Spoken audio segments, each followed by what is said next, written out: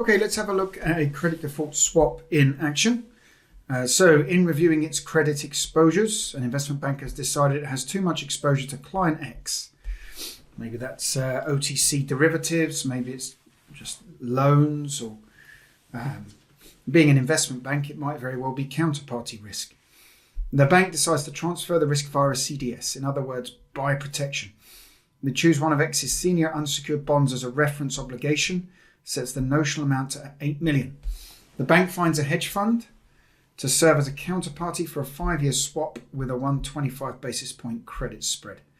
What is the amount of the quarterly payment to be made by the credit protection buyer, which is the investment bank, they're buying protection? It would be their notional principal, 8 million, multiplied by the CDS spread, which in this case is 125 basis points or 1.25%, and then we're going to divide that through by 4 because we're paying that quarterly.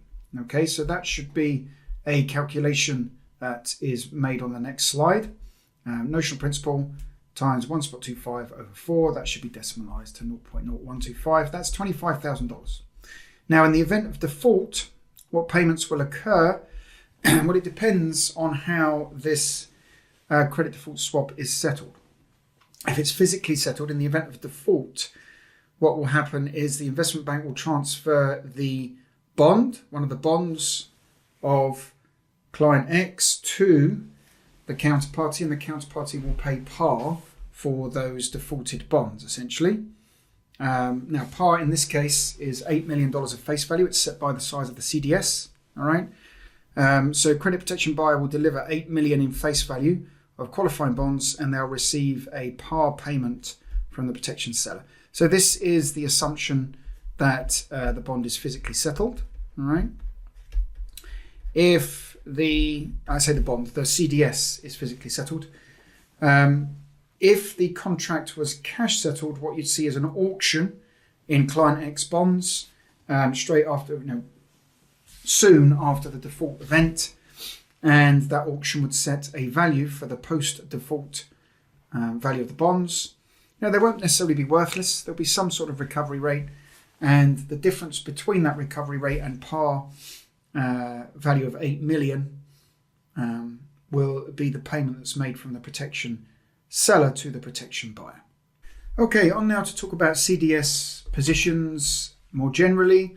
Talk about the market participants that use CDSs. We've already seen that banks can buy protection under CDSs to hedge exposure in their loan book or to hedge counterparty exposure. Hedge funds can use CDSs to speculate on credit conditions. So remember, if you buy protection, you get a payment when credit conditions deteriorate, when there's defaults. More generally, if you're trading in and out of positions, if you buy protection, then you win, you profit when spreads widen. Now, spreads widen or go up when conditions worsen. All right. So this makes naked CDS protection buying slightly controversial. And when I say naked, what I mean is you don't have exposure to the actual bonds that underlie the CDS. You're just speculating that spreads are going to widen because conditions are worsening, and you're going to make money out of that. I mean, that's like buying on protection.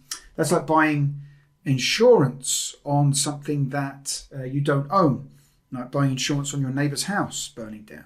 It's slightly conflicting, slightly controversial thing to do. If you don't actually own the house, why do you need a payout should the house burn down? But that's what's happening if you buy protection under a naked CDS on a bond that you don't actually hold. Of course, hedge fund managers